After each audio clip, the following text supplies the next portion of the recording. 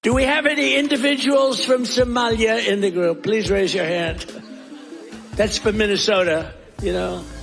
That's called the Great Big Minnesota Scam with one of the dumbest governors ever in history.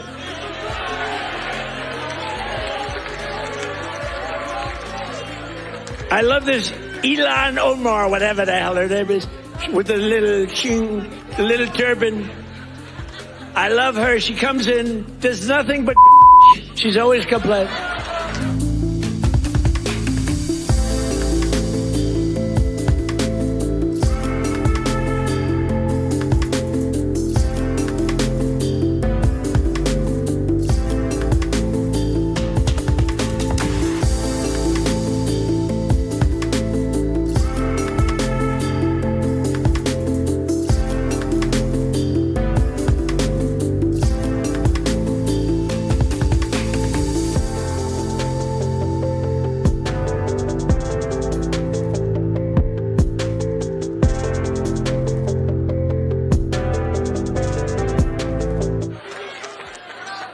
She comes from a country where, I mean, it's considered about the worst country in the world, right? They have no military, they have no nothing, they have no parliament.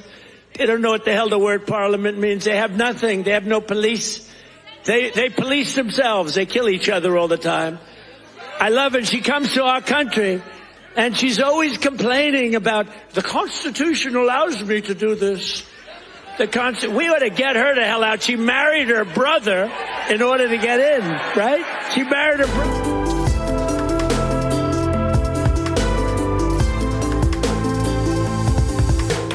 brother. Can you imagine if Donald Trump married his sister? Beautiful. She's a beautiful person. If I married my sister to get my citizenship, do you think I'd last for about 2 hours, or would it be something less than that? She married her brother to get in. Therefore, she's here illegally. She should get the hell out. Throw her the hell out. She does nothing but complain.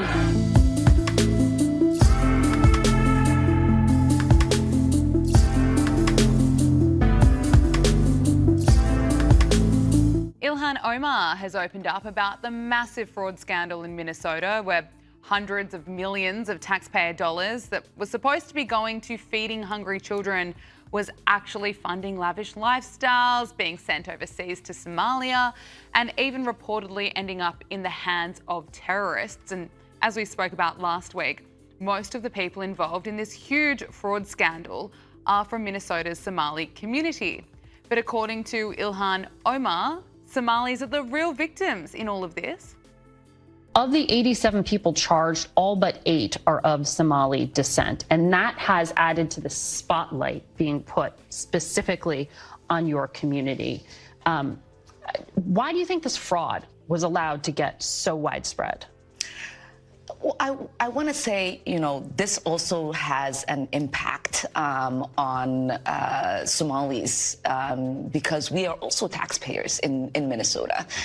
We also could have benefited from the program and the money that was stolen. And so it's been really frustrating. And what does Ilhan Omar have to say about the allegations that American taxpayer dollars were being funneled to a foreign terrorist organization? House Republicans and the Treasury Secretary just now talked about a link to terrorism, a possible link. He said they're just now beginning to look into it. How confident are you that that's a false claim? I'm pretty confident at the moment because there are people who have been prosecuted and who have been sentenced. If there was a linkage in that the money that they had stolen going to terrorism, then that is a failure of the FBI and our court system in not figuring that out and basically charging them with these charges. I mean, she's giggling and just laughing it off. Why is she laughing? There are right now serious questions about how much Ilhan Omar knew about this fraud scandal in her district.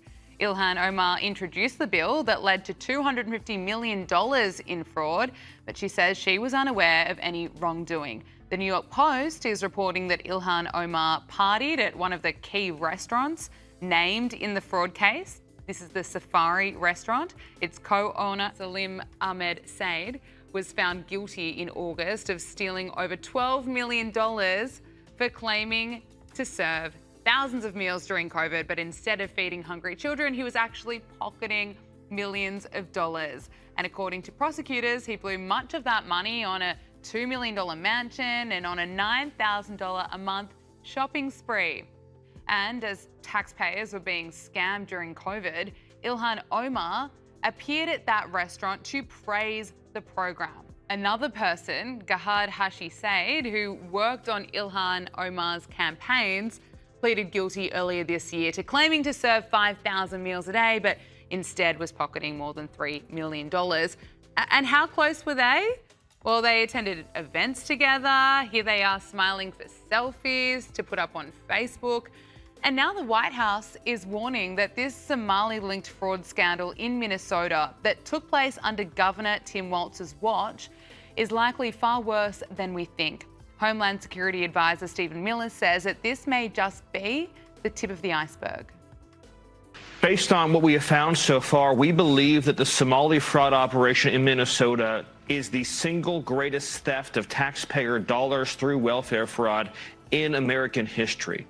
We believe that we have only scratched the very top of the surface of how deep this goes. And you're familiar with all the scams with pretending that children have autism who are not in fact autistic, with pretending to enroll people in food programs when in fact nobody was ever enrolled, and engaging in massive fraud, lying, and theft and grift on a scale we've never seen before in American history. The total bill, the total tab for this is going to be far beyond the numbers we've already seen reported.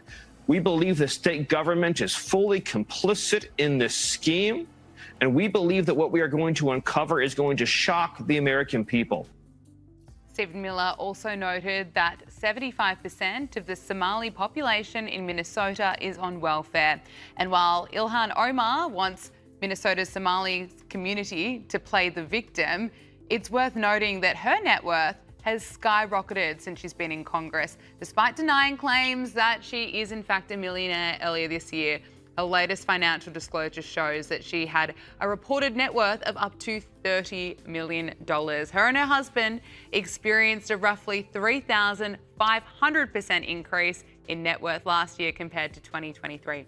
Wow.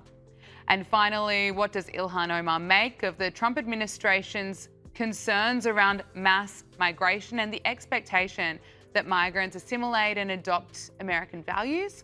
Well, she suggests that Stephen Miller is a Nazi. What do you make of this argument of failure to assimilate and sort of ruining America? How do you understand this? I mean, when I think about Stephen Miller and his white supremacist rhetoric, it reminds me, yes, it reminds me of the way the Nazis described Jewish people in Germany.